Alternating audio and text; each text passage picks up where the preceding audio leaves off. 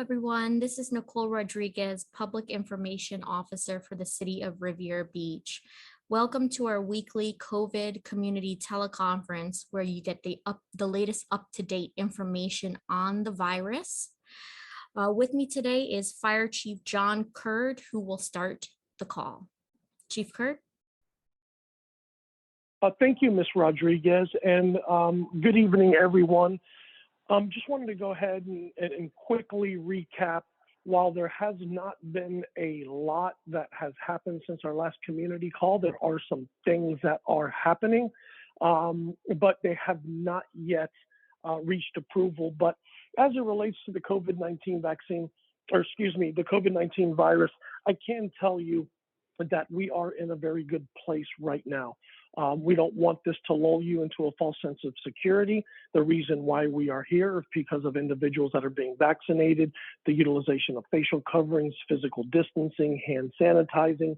All of those things are working and will continue to provide benefits as long as we continue to do those things. The numbers are trending down. We're seeing daily positivity rates below 5%. Which is the marker that's used to deem whether or not the virus is still considered in the phase of community spread. And we are seeing a decline in all other metrics. The census tract data is showing a decline in Riviera Beach. We're seeing declines in the hospitals on ICU bed utilization, hospital admissions. So all of those things are pointing into a good direction. We want to, again, caution you and warn you, do not allow this to lull you into a false sense of security, as we are expecting another wave over the wintertime, which is our traditional flu season, when we start to see our snowbirds make their way down into Palm Beach County. There is an anticipated wave. What that wave is going to look like, how significant it's going to be, has yet to be determined, but we want to ensure you all that we're going to monitor that and keep you all abreast of what's going on. So let's talk about some of the information really quick that everybody really wants to hear about, what's going on with booster shots. We've already gone through a wave of third shots, which third shots were being used for individuals that were considered immunocompromised. And we've gone through that over the last month now. And we've also now realized that Pfizer has been given an emergency use authorization for a booster shot for individuals, all individuals 65 and older, individuals 18 to 64 who are at high risk. And again, high risk is people with diabetes, hypertension, which is high blood pressure, cardiac disease, obesity, asthma, COPD, CHF. All of those individuals qualify for the Pfizer booster. You also have groups of individuals who are deemed to be at high risk due to their occupational exposure, healthcare workers, nursing home workers, police, fire, and so on. What we are seeing that's excited is the FDA has given approvals for the Moderna booster shot. The CDC is now reviewing all of Moderna's information as it relates to the booster shot to determine how exactly it will be administered and who it will be administered to. But we do believe from the information that we are seeing that it's going to be the same groups of individuals who are currently approved for the Pfizer vaccine, those individuals that are 65 and older and high risk. We're also seeing a potential for emergency use authorization for a booster shot for those individuals who were vaccinated with the Johnson & Johnson vaccine. Now, the differences are with the Pfizer and what we're going to see, hopefully by the end of the week. I've been checking my email up until this phone call started because we usually see the approval come through on Thursdays, is once the Moderna booster is approved, it's one of the stipulations to receive that booster is that it has to have been 6 months since your last shot, your original vaccination. So if you were vaccinated just a month or two ago, you would not qualify for the booster for Pfizer or Moderna. Johnson & Johnson appears to be a little bit different. They are suggesting and recommending that individuals who receive the Johnson & Johnson vaccine be allowed to receive their booster 2 months after their initial vaccination. And the reason for that is they're seeing that with the one-shot regimen, individuals are not getting to the levels of protection that others are receiving with the Pfizer and the Moderna. So they are quickly authorizing the second shot 2 months after your initial shot to get your booster of the Johnson & Johnson vaccine. We expect all of this information to be out by the end of the week or over the weekend. I think by next week, we'll all be looking to get our booster shot, whether you've taken the Pfizer, whether you've taken the Moderna or the Johnson & Johnson. Some of the news that is out right now is, and I want to make sure I get this right, so please forgive me while I look at my phone. Pfizer has submitted to the CDC and the FDA emergency use authorization for vaccination of children between the age of 5 and 11. So we're going to start to see some information come out over the next couple of weeks. There has been a number of studies that have been done, and they have shown the data to be in the positive for children to start receiving vaccinations. Right now, Pfizer is the only one that has submitted for emergency use authorization. We do believe, of course, that Moderna and Johnson & Johnson will follow, but that's the order in which the vaccine came out. So we're seeing this continual order of approvals. One of the other things to make note of is Palm Beach County has allowed their declaration of emergency to expire, meaning they are no longer operating under those rules for a state of emergency. And Riviera Beach has decided to follow suit and allow our declaration of emergency, our state of emergency, to expire. Based on the data that I'm seeing, and for all of you all that have been on the calls with me for the last 18 months, you know I watch it pretty closely and I remain as objective as possible. I do believe that we are at a point where we can allow that to happen. So we do know that these EUAs, emergency use authorization for boosters, are going to be coming out for Johnson & Johnson and Moderna. We know that Pfizer's out. Where can we get those boosters? In Riviera Beach, Walgreens at Broadway and Blue Heron, and also Walmart on Congress and Silver Beach.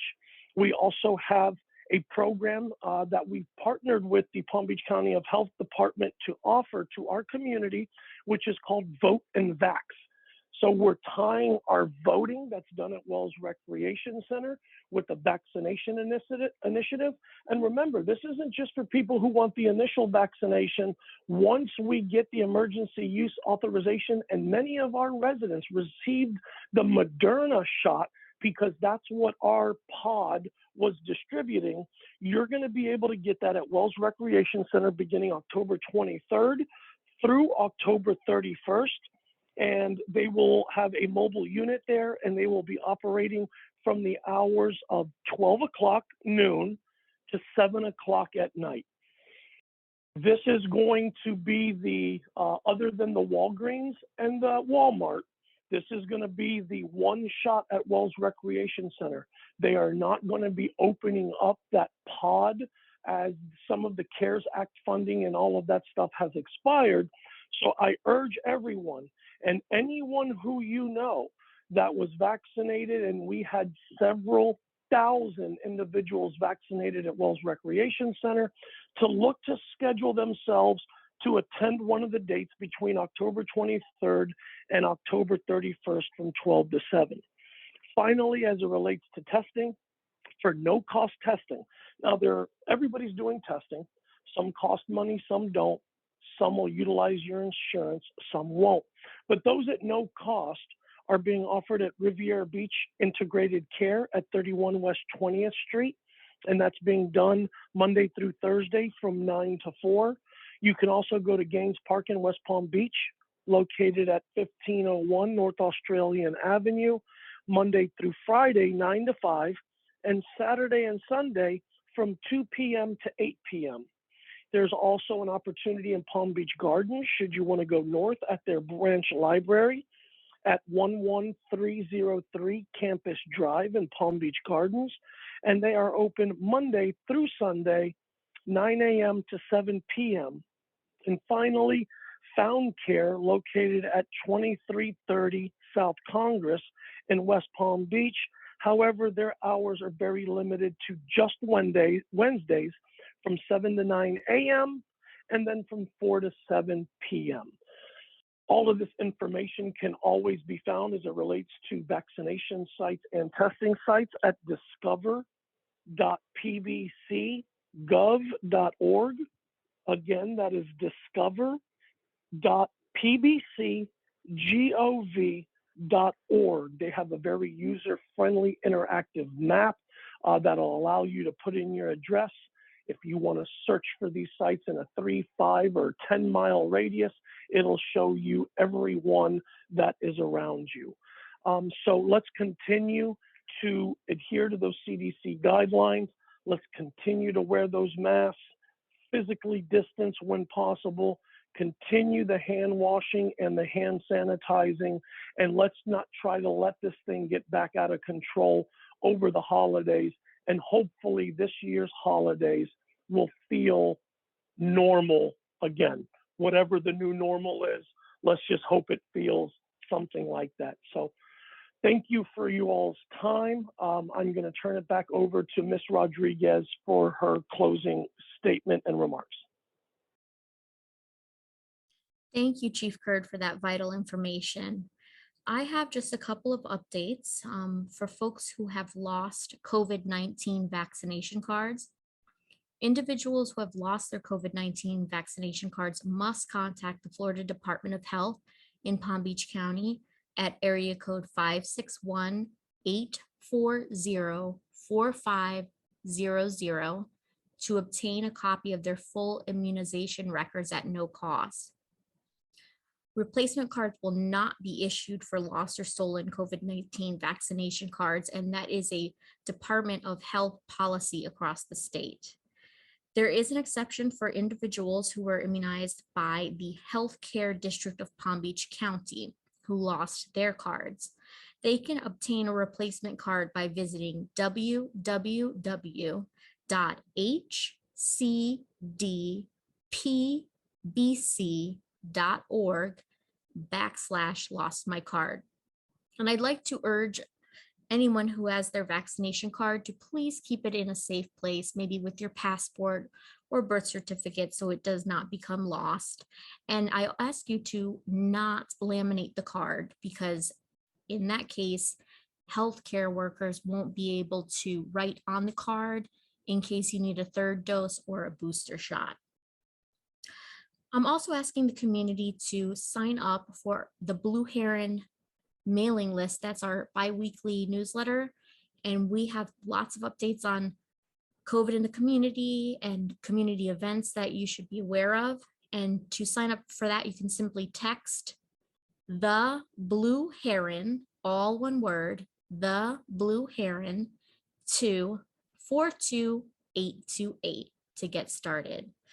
Also, another good outlet to sign up for is the Code Red, and that is the City of Riviera Beach's emergency alert system. And you can get critical information in real time during major incidents, COVID-19, and natural disasters, water and sewer service information that needs to be relayed quickly. To enroll to that, you can text the word RB, as in Riviera Beach, alerts, to 99411. You can also register online at rivierabeach.org/code red. You can also register by phone by calling 866-939-0911 and then selecting option number 2. also urge everyone in the community to tell their friends, family, to follow the city's various social media accounts. We post information on a daily basis. And our Twitter page is Riviera BCH. And our Facebook and Instagram is City of Riviera Beach. With that, that'll close out our call. And like Chief Kurt said, please stick to mask wearing, practice hand sanitizing and hand washing, and social distancing when possible. Everyone stay safe. Thank you.